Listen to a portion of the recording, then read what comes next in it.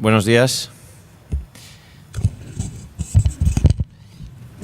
Bueno, buenos días a todos y lo primero, pues nada, agradeceros que hayáis decidido a compartir vuestro tiempo con nosotros en esta sesión y bueno, esperemos que sea entretenida y que también pues, sea instructiva, ¿no? Lógicamente. Vamos a hablar de ArcGIS Pro. Bueno, soy Ignacio Vázquez del Departamento de Preventas del área de Innovación y Tecnología de ESRI y soy el que va a llevar a cabo esta charla. La charla va a ser eminentemente práctica, ¿vale? Vamos a ver simplemente un par de diapositivas y después va a ser todo una demostración porque yo creo que lo interesante es que veáis la interfaz y las herramientas, etcétera. ¿Alguno aquí trabajáis con ArcGIS Pro? ¿Lo habéis probado? ¿Alguien?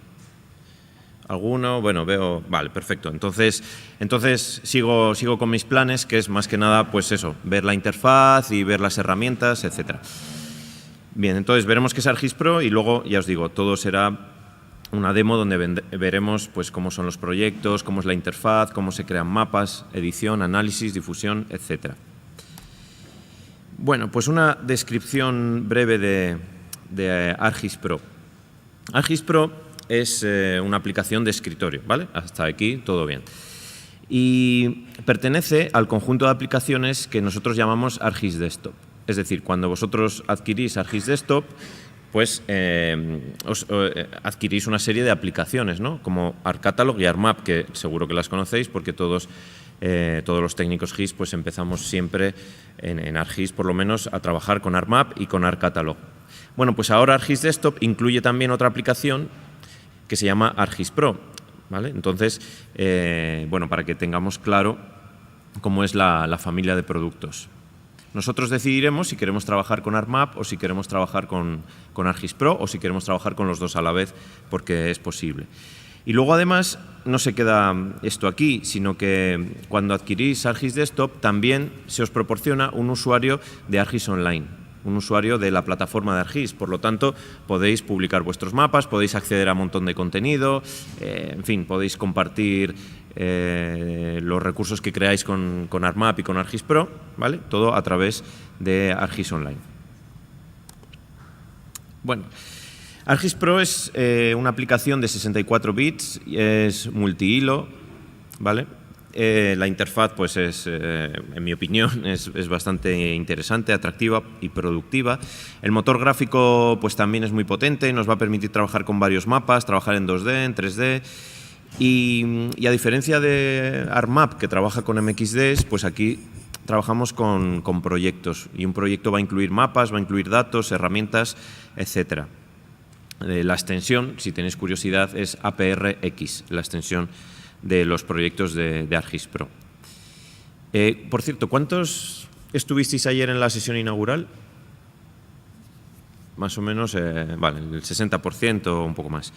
Ok, pues vamos a ver prácticamente la demo que hice ayer, pero entrando un poco más en detalle y viendo todas estas cosas, ¿no?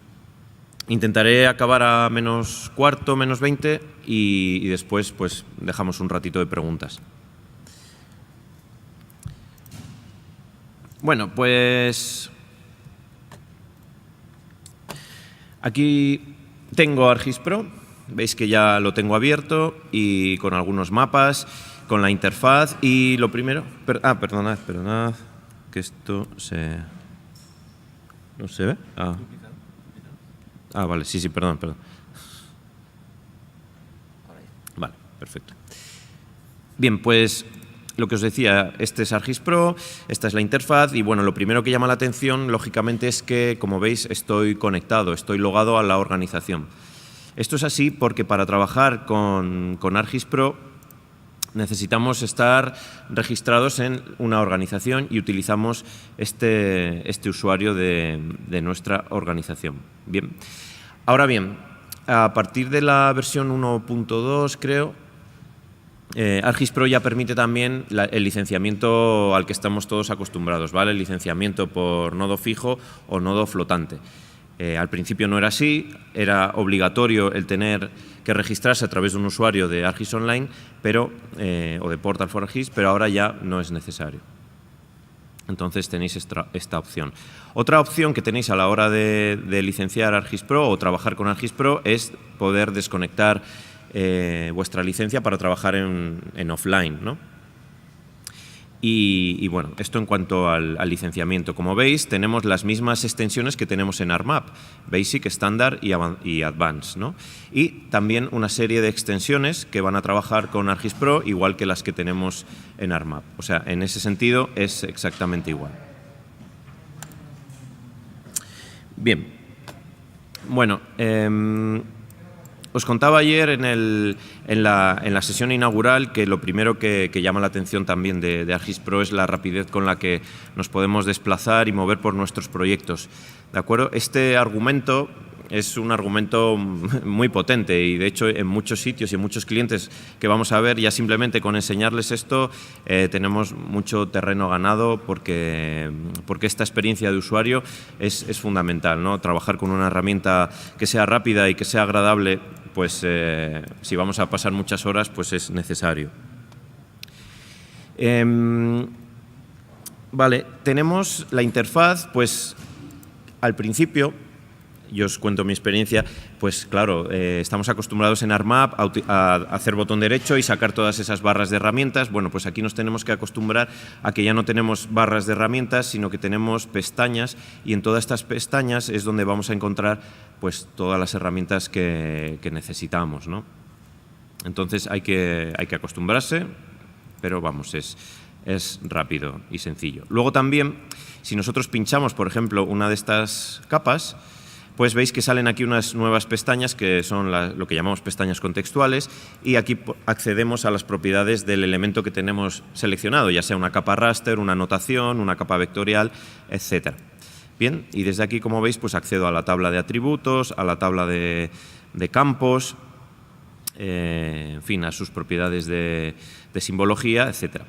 Y luego, otro tercer elemento de organización de la ventana, de la interfaz de ArcGIS Pro, son los paneles, ¿vale?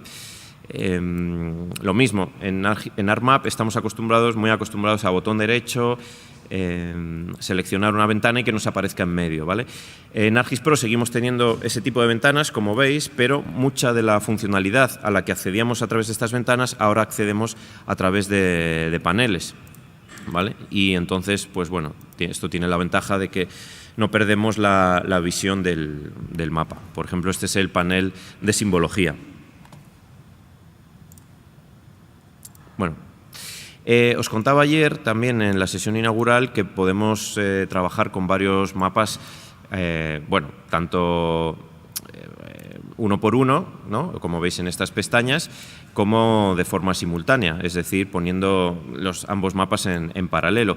Y además podemos también adjuntar ambas vistas, pues para tener siempre la misma representación en pantalla. Esto, por ejemplo, es muy útil si imaginemos que, por ejemplo, estamos editando y queremos tener a la derecha una imagen de referencia. Por ejemplo, voy a cambiar aquí. Bueno, no sé cuál he cambiado, creo que he cambiado el que no quería.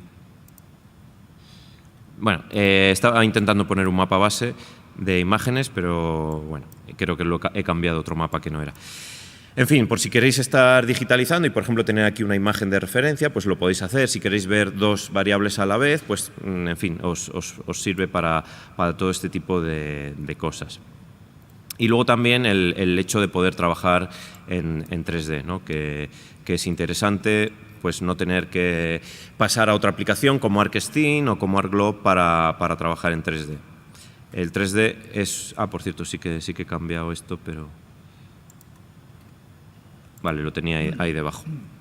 Bien, el 3D pues es muy interesante, se está poniendo muy de moda y bueno, y se pueden hacer cosas muy, muy chulas más allá de solamente visualizar, que siempre queda bonito, ¿no? Bueno, vale. Otra cosa que os quiero comentar, aparte de habiendo visto ya la interfaz, es el panel de proyectos, ¿vale? En este panel... Voy a anclar las ventanas. En este panel es donde encontramos el proyecto con el que estamos trabajando, ¿no? Y, por ejemplo, en este proyecto de aquí, como veis, tengo pues bastantes mapas pues no sé, 10 o 12. Además, aquí voy a encontrar, por ejemplo, cajas de herramientas con herramientas personalizadas, acceso a bases de datos, accesos a servidores, los estilos de simbología, tags, que veremos luego lo que son, y bueno, conexiones a carpetas, locators, etc. ¿Vale? Todo se gestiona desde esta propia ventana. Y todo se guarda en un proyecto, es decir, si yo luego puedo comprimir este proyecto, guardarlo y compartirlo con quien yo quiera. Bueno, vale. Luego veremos alguna de estas otras pestañas de esta ventana de proyectos. Bueno, vamos ahora a otra zona. Bien. Por ejemplo, me vengo aquí.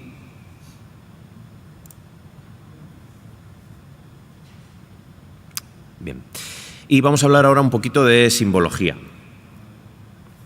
Entonces, en cuanto a simbología, os cuento algunas novedades. Bueno, como os he dicho, desde aquí podemos acceder a la capa de simbología y bueno, tenemos estas opciones, ¿no? Las que encontramos también en ArcMap: simbología única, colores graduados, símbolos graduados por tamaño, etcétera. Como veis, es un poco distinto a lo que encontramos en ArcMap. Aquí, cada uno de estos símbolos, podemos encontrar estas tres pestañitas que son con las que vamos a trabajar. La primera, que es la de símbolo, donde cambiamos el color, cambiamos el tamaño. Bueno, quizás... bueno, vamos a hacerlo así. Y luego aplicaríamos, ¿no? Entonces veis que ahora estos puntos rojos pues son más grandes. Desde aquí accedemos, esta segunda pestaña, a todas las capas que conforman mi símbolo, ¿no? En este caso solamente es un círculo, por lo tanto solo hay una capa.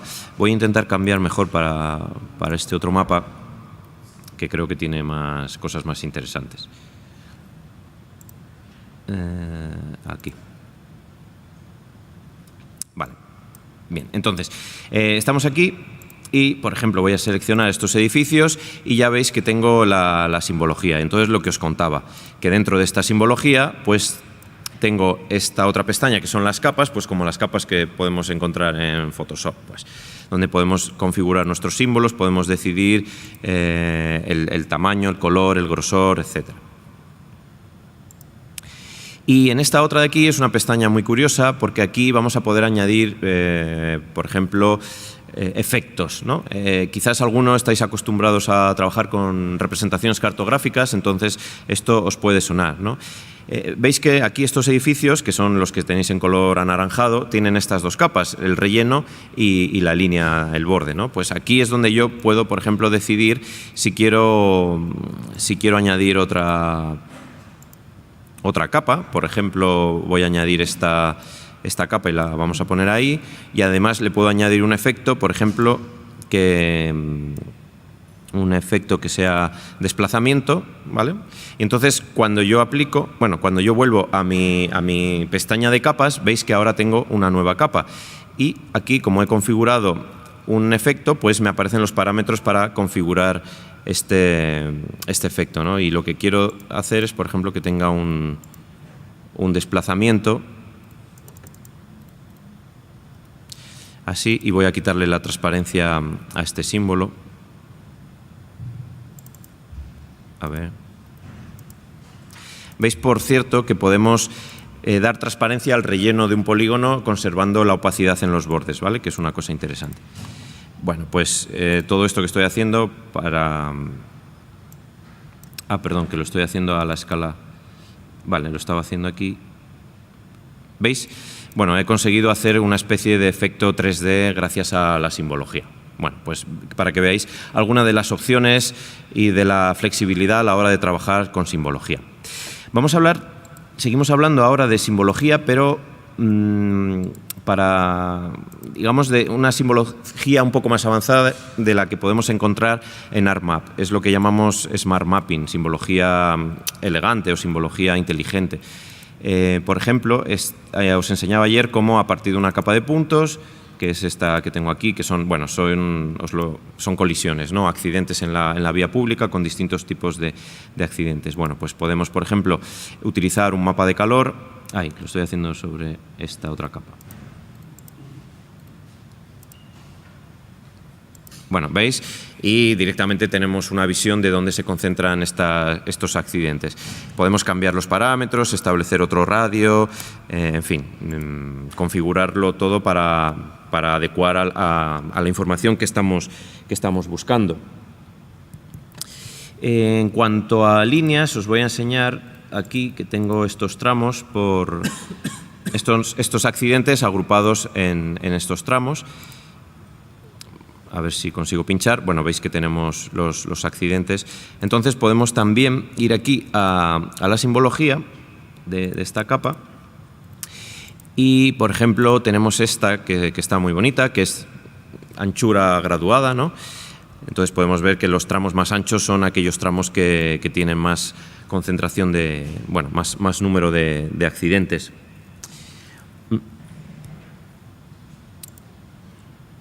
Bien, y luego pues todas las barras de simbología, todas las paletas de simbología, voy a darle un poquito más de grosor para que lo veamos mejor, tienen a su lado, como veíamos ayer, un histograma, ¿no? Y unos valores estadísticos pues, que me ayudan pues, para ver cuál es la media, y si yo quiero, por ejemplo, modificar la paleta para resaltar a lo mejor los valores que están por encima o por debajo de la media, pues estos valores de media, máximo, desviación estándar y este histograma pues, me dan esta información que es bastante interesante. Me voy a ir ahora aquí a otra zona.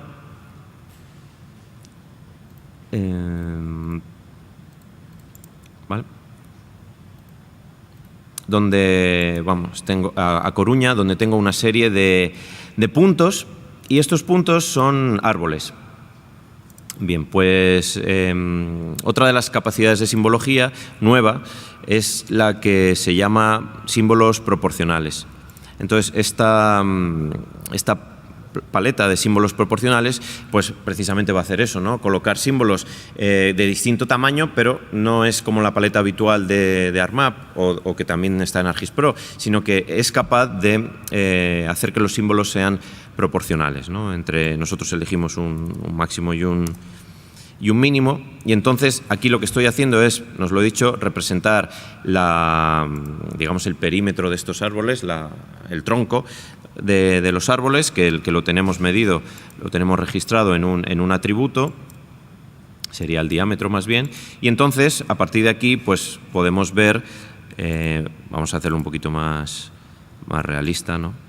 Aunque sea así, podríamos ver de forma proporcional la diferencia entre unos árboles y otros, ¿no? Yo he estado comprobando con la imagen de fondo y la verdad es que se ve bastante bien. Se aprecia muy bien esta diferencia de tamaños, ¿no? Pues todo esto gracias a estos símbolos proporcionales. Bueno, interesante, ¿no? Bien, vamos a cambiar de tercio y nos vamos ahora a hablar un poquito de edición. Bueno, pues cuando hablamos de edición os digo que aquí en las opciones es muy interesante contar con alguna serie de opciones, como por ejemplo el hecho de poder guardar las ediciones de forma automática cuando estamos editando, pues cada cierto número de ediciones o cada tiempo, ¿no? Cada 10 minutos, 20 minutos, etcétera. Bien. Pues vamos a editar. Edit. La edición utiliza las mismas plantillas que utilizamos en ArcMap, ¿no? Entonces damos a crear y directamente podemos utilizar estas plantillas. Voy a acercarme un poquito. Puedo utilizar estas plantillas donde yo selecciono, donde puedo tener una serie de atributos prefijados, y una vez que selecciono la plantilla, pues yo puedo venirme aquí y editar mi edificio en este caso, ¿no? Veis que hay una serie de ayudas en pantalla a la edición que me están marcando tanto el ángulo que estoy siguiendo como la longitud, ¿no? Esto es personalizable, quiero decir que yo, bueno, que lo puedo modificar a mano. ¿Veis? Ahora, por ejemplo, he escogido 20 metros y estoy utilizando ese lado de 20 metros. Bueno, pues ayudas a la edición que son muy interesantes. Y otra cosa que os quiero mostrar son las plantillas compuestas que nos permiten editar varios elementos a la vez. Por ejemplo, bueno, perdonadme, tengo que activar esta capa. Lo voy a hacer otra vez, voy a seleccionar voy a crear un edificio y como veis se me va a generar también un iconito encima que es el icono de hospital, ¿no? ¿Por qué? Pues porque esta plantilla es lo que llamamos plantilla compuesta. Veis, si paso el ratón por encima me está diciendo que se van a crear dos elementos a la vez, un edificio y un punto encima que es el punto de hospitales, ¿vale? Esto, bueno, pues desde aquí podemos crear estas paletas compuestas, no, perdón, plantillas compuestas. Por ejemplo, esta que tengo aquí,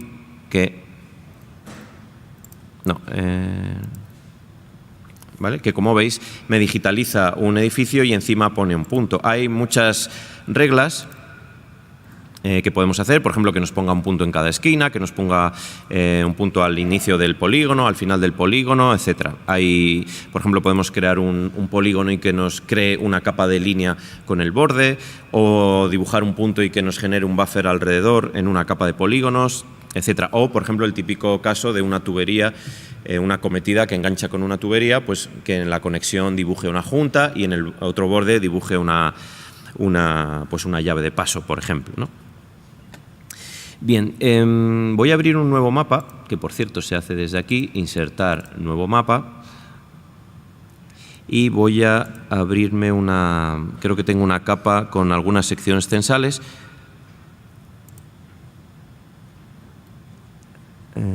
A ver.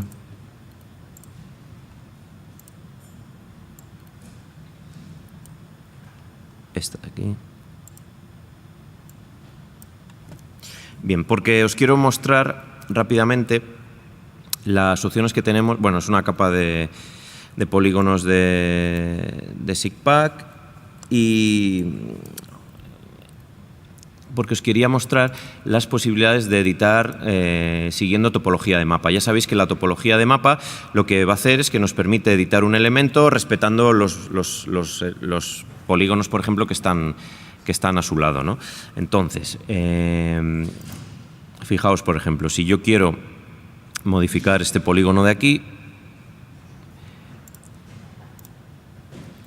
¿vale? Podría hacerlo, pero ¿qué ocurre? Que si yo vengo y dibujo este polígono ahora sí, pues, bueno, pues este queda bien dibujado, pero el que está debajo, veis que hay un trozo ahí de solape, que esto pues no puede ser en SIGPAC, ni en SIOSE, ni en Catastro.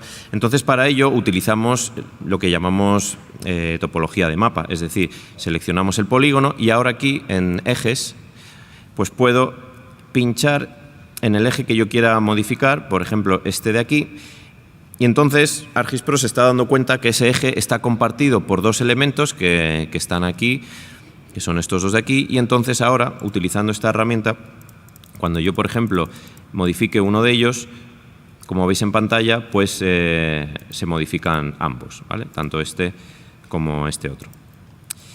Quiero también enseñaros una cosa que a mí me gusta mucho y no lo tengo preparado, así que lo voy a tener que hacer ahora un poco en directo. Entonces me voy a crear un polígono, a ver, vámonos a esta zona y voy a crearme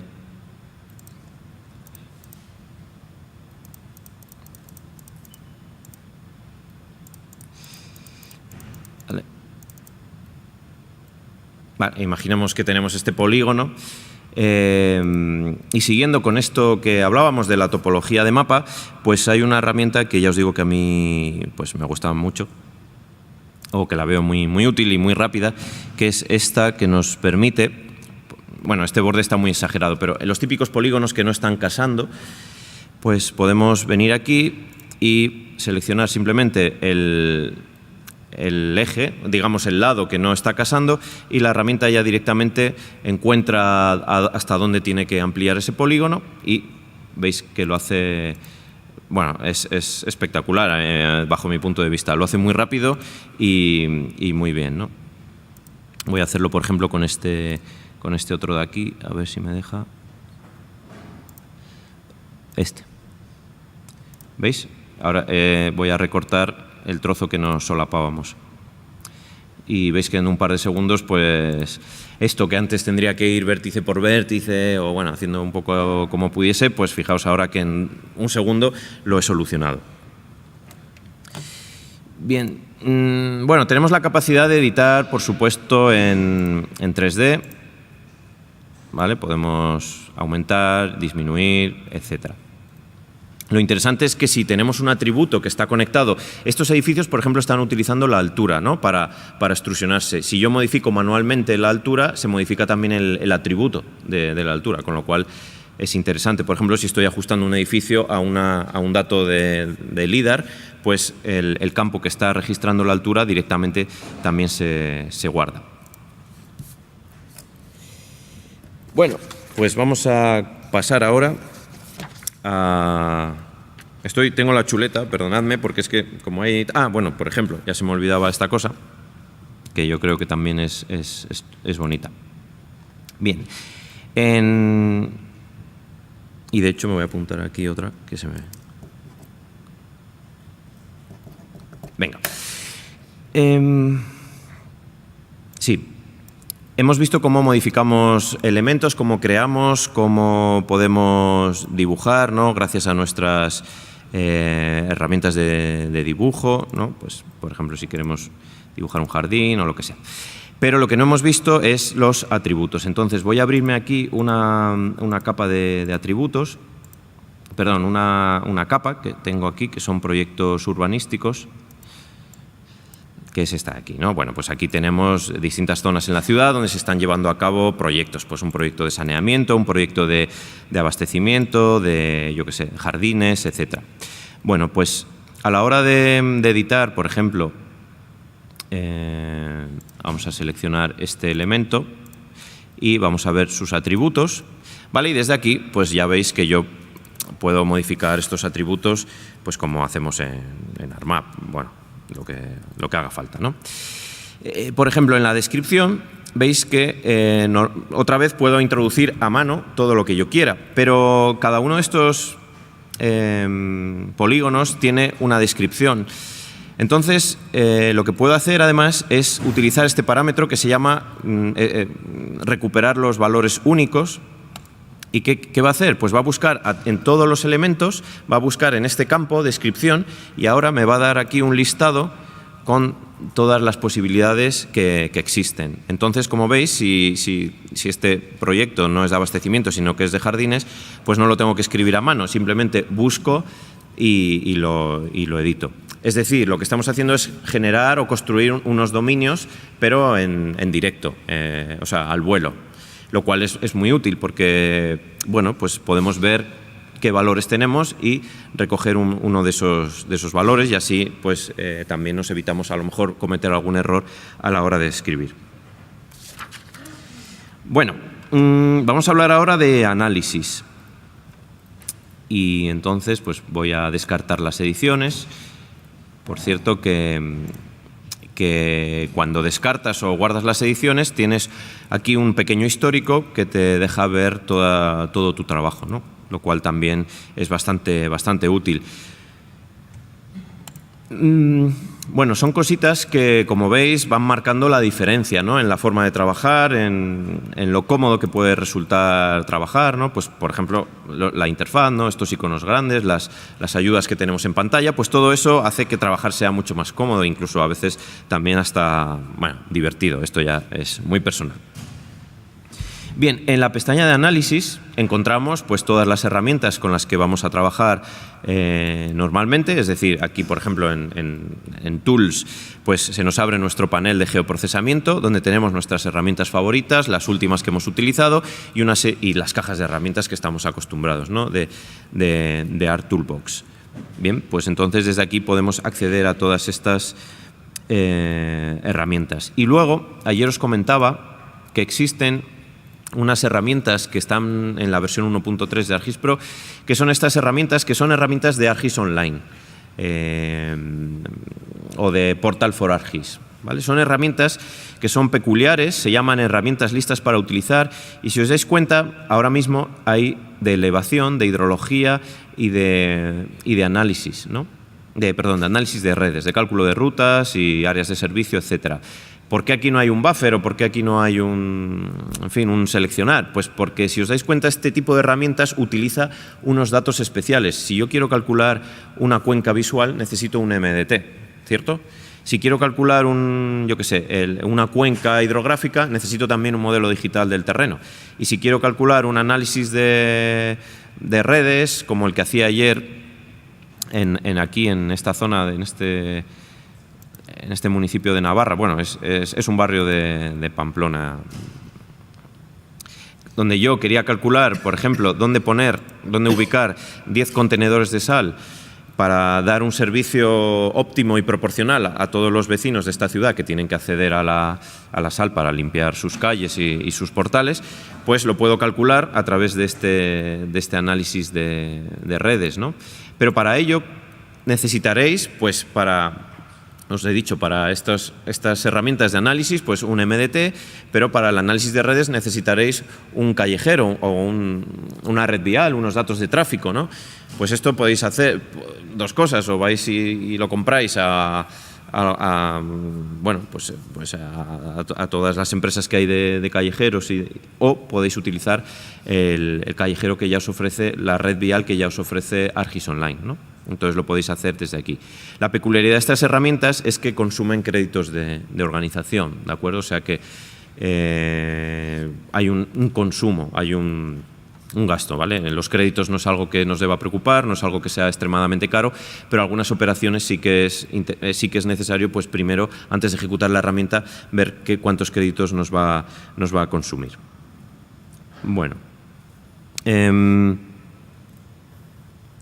Desde aquí podremos acceder también a las herramientas de GeoAnalytics que nos enseñaba ayer Marta. Yo no tengo instalado la parte de GeoAnalytics de ArcGIS Enterprise, pero si lo tuviese, pues desde aquí también accedería a todas las herramientas de análisis que me van a permitir analizar Big Data.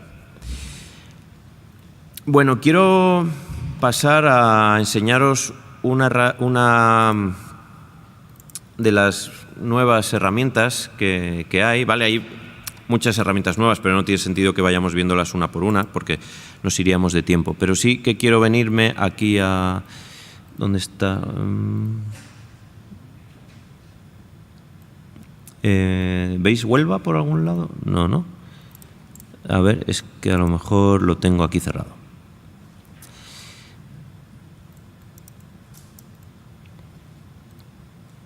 Mapas Huelva, ¿vale? Bueno, si trabajáis con MXD, vuestros MXDs los podéis abrir en ArcGIS Pro, ¿vale? Es tan fácil como botón derecho sobre el MXD y decirle importar. Esto va a convertir el MXD en un mapa de ArcGIS Pro, ¿no? Y lo va a optimizar para utilizarlo en ArcGIS Pro. El sentido contrario no funciona, ya os digo, o sea, un mapa que trabajemos en ArcGIS Pro no lo podemos convertir en MXD, pero sí que podemos utilizar sus datos. Si lo convertimos en servicio lo vamos a poder utilizar, si editamos los datos se van a editar y van a aparecer editados en el MXD, todo eso es igual. Bueno, os enseñaba ayer, os quiero enseñar esta herramienta para que veáis un poco también una vía que ya llevaba abierta mucho tiempo, pero que sí que se está profundizando, que es en todo el tema de diseño de áreas de infraestructura verde, etcétera. Entonces, os enseñaba ayer esta historia del lince, que luego, en la sala por ahí habrá alguien, Carlos, que es especialista en el tema del lince. Si alguien tiene preguntas le puede consultar. Pero bueno, os contaba esta historia que yo por supuesto no conozco tanto el tema, pero sí que hice mis investigaciones, y entonces aquí lo que hice fue, a partir de unas variables como son pues las carreteras, como pueden ser las zonas de matorral que conseguí de SIOSE, ¿vale? Donde hay matorral, la altitud a partir de un MDT, pues me generé un raster, ¿vale? Con todas estas pesos, ¿no? Pues le vamos a dar peso, por ejemplo, a estar cerca de zonas de matorral, o vamos a darle peso a estar entre una altitud, que el lince pues está entre 400 y 1300 metros de altitud. Entonces le vamos a dar peso, por ejemplo, a estar lejos de núcleos urbanos. Entonces generamos este raster donde las zonas con mayor puntuación, zonas en blanco, son las que están alejadas de núcleos de población, etc. Y luego, combinando todos esos rasters, pues tenemos el raster de idoneidad, ¿vale? Esto es lo que se llama análisis multicriterio, que tenéis todas estas herramientas que podéis utilizar. Y entonces, en el raster, en la imagen, veis en colores verdes donde se cumplen estos requisitos para el lince. Entonces, hay una herramienta que se llama localizar regiones, y en esta herramienta podemos establecer un montón de variables para elegir ahora qué zona dentro de este raster son las que nosotros estamos buscando, ¿no? Entonces, aquí lo que haríamos sería incluir este raster, por ejemplo, decidir qué unidades vamos a tener, hectáreas, cuál es el área que queremos calcular. Por ejemplo, queremos encontrar una zona o varias zonas que sea en total, por ejemplo, yo que sé, 200.000 hectáreas. El número de regiones, si queremos buscar una o si queremos buscar 5, si queremos que sean de alguna forma especial, rectangulares, circulares, etcétera.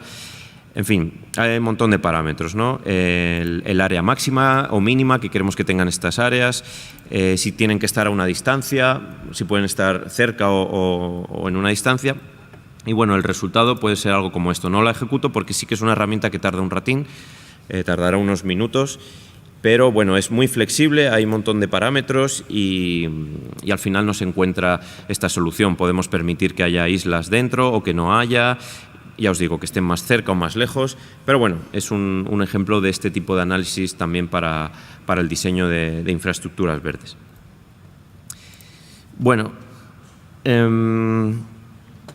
una cosa que se me estaba quedando en el tintero era, y veo ya que me estoy acercando peligrosamente a la hora de finalizar, es la simbología multiescala, ¿vale?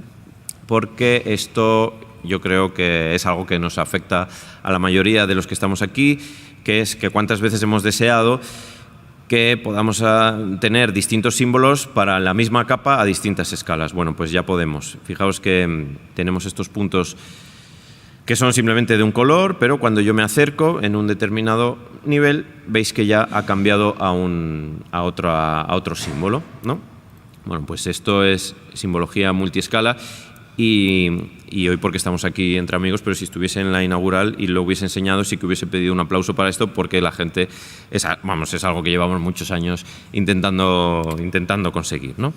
Esto es, si lo veis, si lo queréis ver, pues vengo a las propiedades de simbología y como veis aquí, a ver,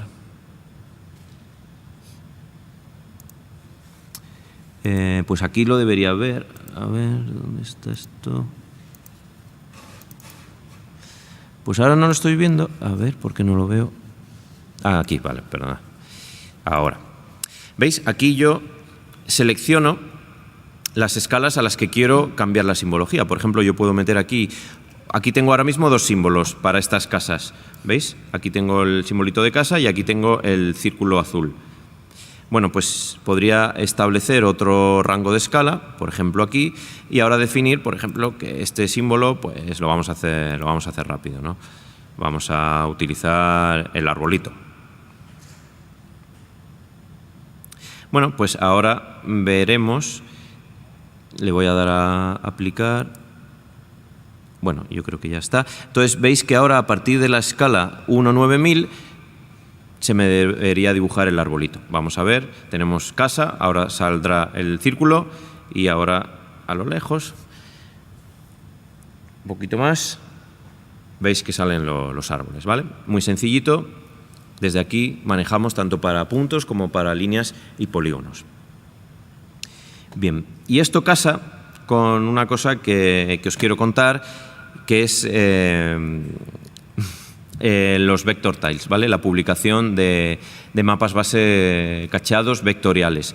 ¿Por qué casa con ello? Porque, bueno, cuando queráis publicar un mapa base vectorial o vector tile map, tenéis que intentar huir de esta tradicional forma de agrupar la información por escalas, de manera que a distintas escalas se pintaban los elementos de distinta forma. Es decir, os acordáis, ¿no?, que normalmente duplicamos estas capas, las ponemos a distintas escalas y de esta manera conseguimos que se represente la información de distinta forma por la escala. Bueno, pues eso no es una práctica muy buena cuando utilicemos vector tiles, porque vamos a hacer que sea muy grande ese vector. Lo mejor es tener solo una capa y utilizar la simbología para que se represente de forma distinta, ¿vale? No tener que duplicar esta simbología. No me va a dar tiempo, pero bueno, desde ArcGIS Pro podemos generar estos vector tiles y podemos consumir también estos vector tiles. Entonces, bueno, yo tenía aquí un ejemplito en el que os enseñaba uno de estos mapas base vectoriales. De todas formas, luego yo estoy por la isla, entonces si queréis ir, os podéis pasar por allí. Entonces os enseñaba este de aquí.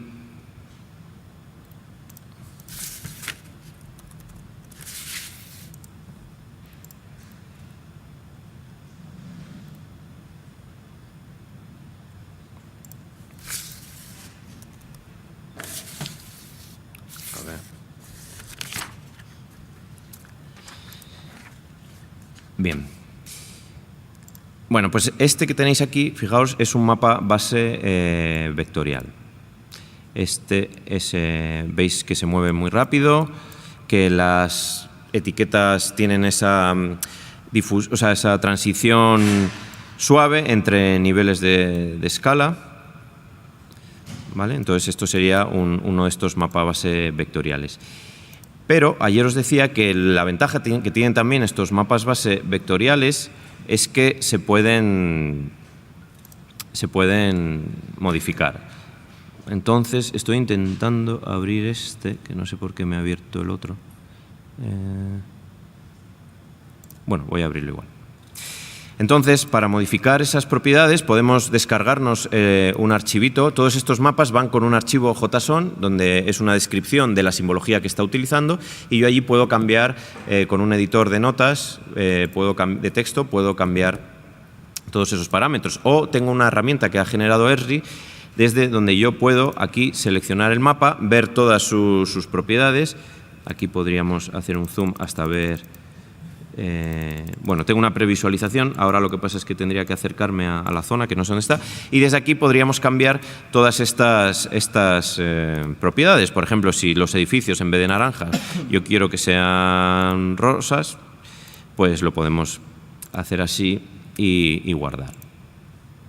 ¿Vale? Ahora, en principio, si actualizásemos ese mapa base vectorial, deberían verse los edificios en rosa, que, bueno, yo tenía mis dudas porque no sé si estoy modificando el que es, ¿vale?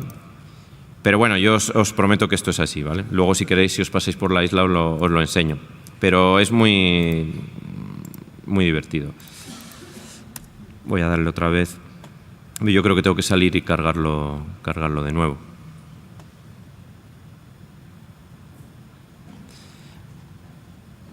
Bueno.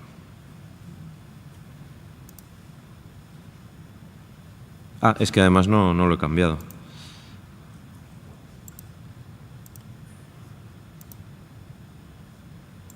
No me lo está... Ah, ya sé lo que pasa, ¿eh? Ahora sí, ¿no?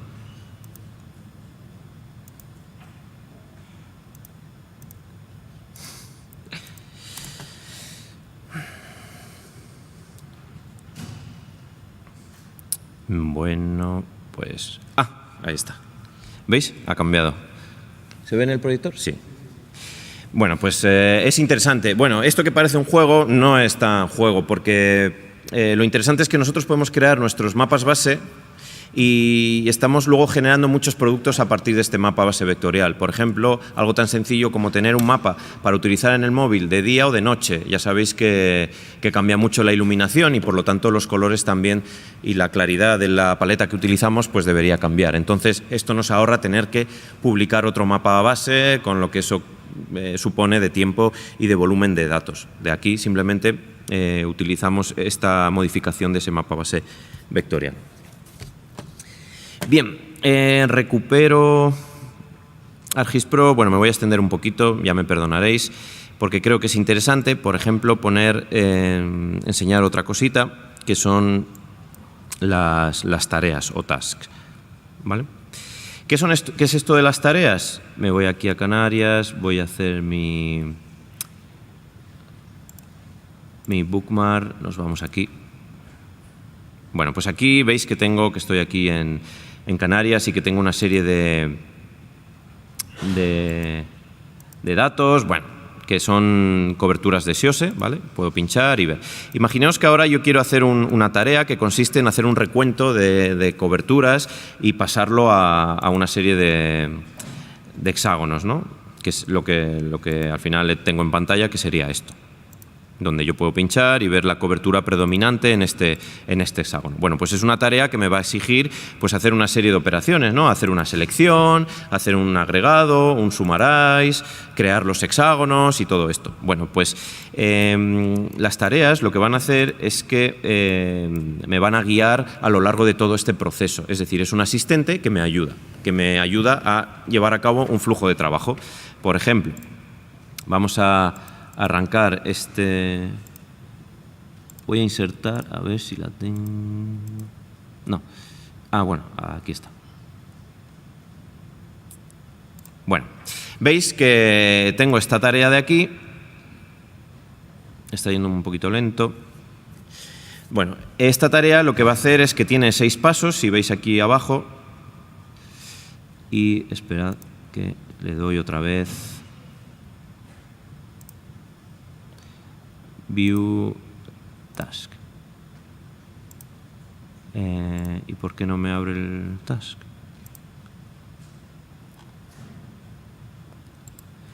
Open. Vale. Bueno, pues voy a seguir este flujo de trabajo, este procedimiento. Entonces, si veis, voy a tener aquí 6 pasos. El primer paso me dice bienvenido al procedimiento de recuento, bueno, me da la bienvenida y me dice que este task o tarea me va a guiar en el proceso.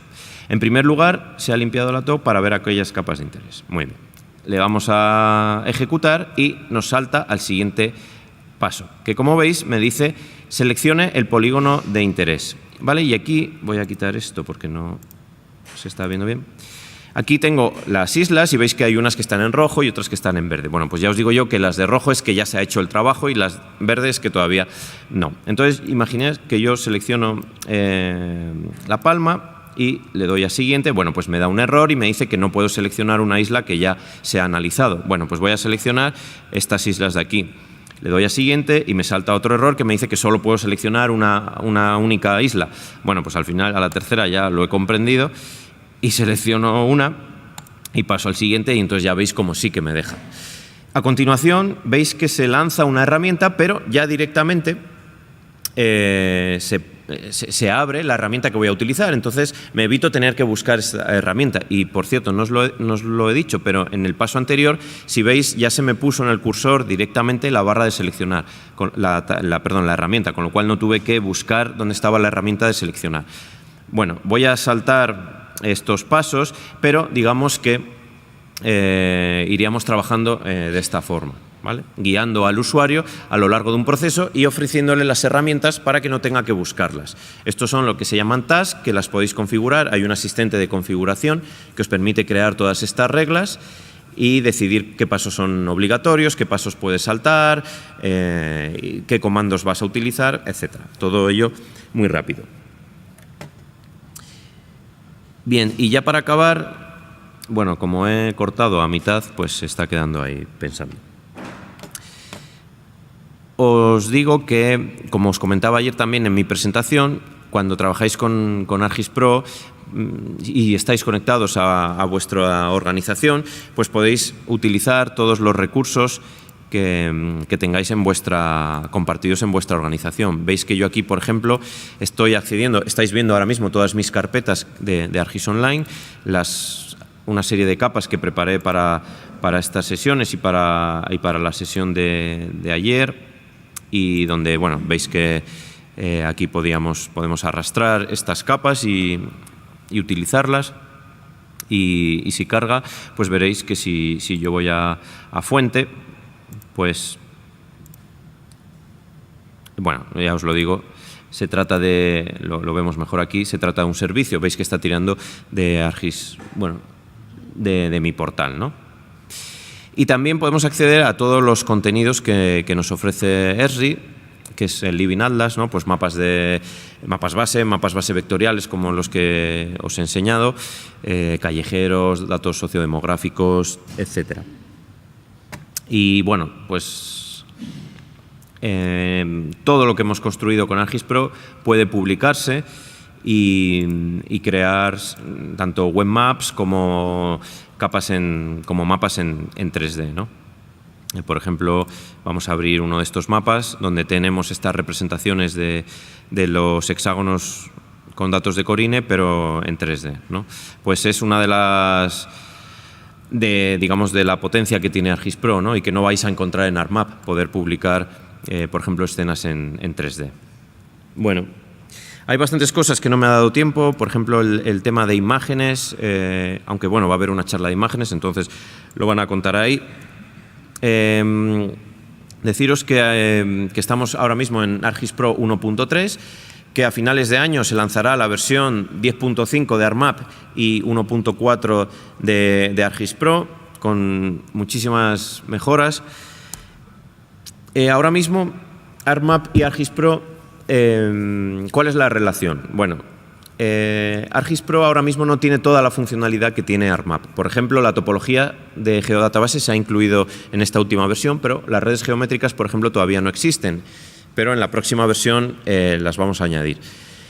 Y algunas cosas más que ahora mismo están en ArcMap y en ArcGIS Pro no.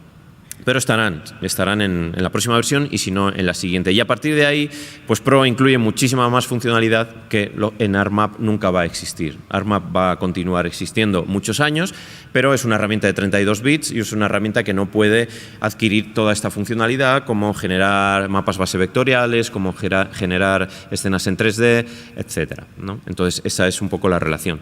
Os dejo aquí las novedades. Bueno, tenéis un documento en la web que os explica una por una todas las herramientas nuevas, toda la funcionalidad nueva. Entonces, yo creo que lo podemos dejar aquí. Bueno, espero que os haya resultado interesante. Suelo estar un poco espeso por las mañanas, pero si tenéis alguna pregunta me la podéis hacer ahora o rápidamente un par de ellas porque va a empezar la siguiente sesión. Y de todas maneras, ahora tengo otra charla, pero después, a partir del descanso, ya estaré por la isla y me podéis preguntar todo lo que queráis. ¿Alguna pregunta rápida? ¿Sí? Sí, viene un micro.